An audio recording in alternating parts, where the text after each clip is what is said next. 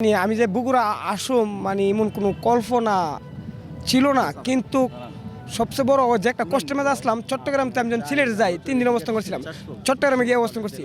চট্টগ্রাম থেকে বগুড়া আমি প্রথম আসলো কিন্তু এটা আবার ক্যান্সেল হয়ে গেল। পরে মনে হচ্ছে বগুড়া মনে কোন সময় নেওয়া যায় আমু না পাম, মানে একটা মনে আমি তো আর মোবাইল চালাই না যে নিউজটা সাথে সাথে পাবো, মানে মনে একটা টান ছিল যে বগুড়া সমস্যা মনে ধরতাম না, মানে মনে একটা আমার মনের টান ছিল। কারণ যদি হঠাৎ হয়ে জায়গা যেমন মমি সিংয়েরটা আমি ধরতাছি না, এটা একটা কষ্ট লাগতেছে। তেমনি কালকে হঠাৎ করে নিউজ পাইলাম যে বগুড়া লাইতে সমাবেশ, তখন কী করুম, না ছবি লইতে পারলাম না, পতাকা লইতে পারলাম না, কিছু লইতে পারলাম, 3 দূরম নাই দিলুম।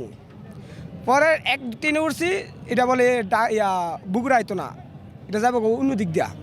পরে এয়ারপোর্ট নামলাম, এয়ারপোর্টে একটা উঠছি গাজীপুর যেহেতু পুরো নামছি, এটা বলে বগুড়া আইতো না। আমি কল হারাপ নাকি? পরে রাস্তাতে আরেকটা আছে, এটা লালমনিরহাট, এটা লালমনিরহাট বগুড়া হয়ে যাবে। আমি যাক যাইতে তো পারুম।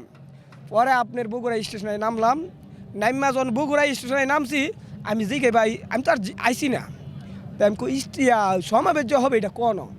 পরে দেখা দিল, পরে আস্তে আস্তে আস্তে যোগ দিলাম, যোগ দিয়ে দিই আমি সমাবেশে মানুষ নাই, সকালবেলা বুড় চলাইছি আমি ই পাহাড়া যে ওরকম মানে বাইরের দিককে গিয়া, যাতে আমার স্বপ্নরাজন যে একটা আমাদের রাষ্ট্রপতি জিয়াউর রহমান যে নিজের চিন্তা করে নাই, স্বাধীনতার ডাক দিতে তার ডাকে স্বাধীন বাংলাদেশ হয়েছে, তার বাড়িটা আমার একটু দেখা দরকার। কারণ সে একটু নিজে চিন্তা করছে না। চট্টগ্রাম কালুহাট বেকার কেন্দ্র থেকে আমি মেজর জিয়া বলছি, কথাটা কইলাম 100 তার বাড়িটা দেওয়ার জন্য আমি চলে গেলাম এই কি বাগবাড়ি। একটা হুন্ডার ছিল সকালবেলা, তার নামও আনোয়ার। সে আমি বলতেছি আমি উকুপাশা জিয়া রহমান বাড়ি দেখতে যাই তো তার হুন্ডারটা করে আমার নিয়ে গেল। আমি ভাবতে পারি নাই একজন শহীদ প্রেসিডেন্ট জিয়াউর রহমানের রাষ্ট্রপতি ছিলেন, তার বাড়িটা 2টা টিনের বেড়া টিন, চালো টিন, এবং পিছনে একটা একতলা বাঙ্গাচোরা, কত বছর আগে জানে। এবার পিছনে একটা বড় বুত্তা মারা গাতা, এবার টিনের চালের এই পাশে তার জিয়াউর রহমানের মা বাবার কবর। তা আসলে এটা একটা লিস্টকা চালু করে বাড়ি মনে হতে পারে।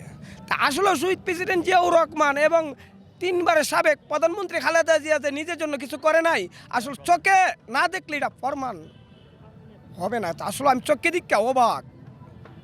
আপনার এই যে সাবেক 3 বারের প্রধানমন্ত্রী, সে সিমিএস থেকে যাকে অপমান করে, হাই হাই রে, শরীরটা বিজারা মারে কথাটা শুনলে।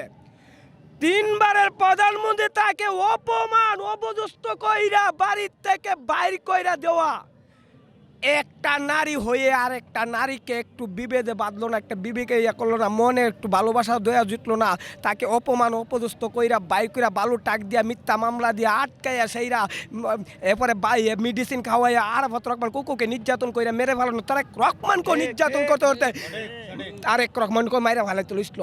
কিন্তু তারেক রহমান যে এই দেশের একদিন প্রধানমন্ত্রী হবে দিকে আমার আল্লাহ এবং আমাদের আল্লাহ জনগণের দুয়াই তারেক রহমানকে বাঁচায় রাখছে। তাহলে তারেক রহমানের যে পরিণতি হয়েছিল, ইতিহাসে সাক্ষী, আমার কথা সাক্ষী না, ইতিহাসে সাক্ষী আছে।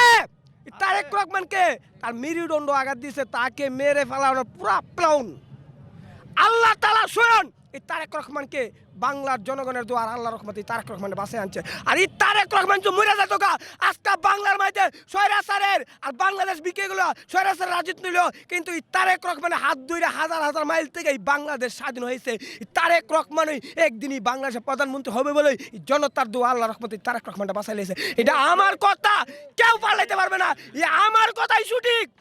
কোটি মানুষের কথা আর আমার এক কথাই সঠিক, তারেক রহমানের বাসায় লাগছে আল্লাহ জনতার দোয়া যে তারেক রহমান বাংলার নৃত্য দেবে। নাহলে হাসিনা ভারতে যে প্ল্যান করছিল তারেক রহমানকে মেরে ফেলান, এটা 100%, এটা একটু মিশা না, কিন্তু তারেক রহমানের বাসায় লাগছে জনগণের দোয়া আল্লাহ রহমতে, এইটাই সঠিক। এটা কেউ আমার কথা হন্ডাইতে পারবে না।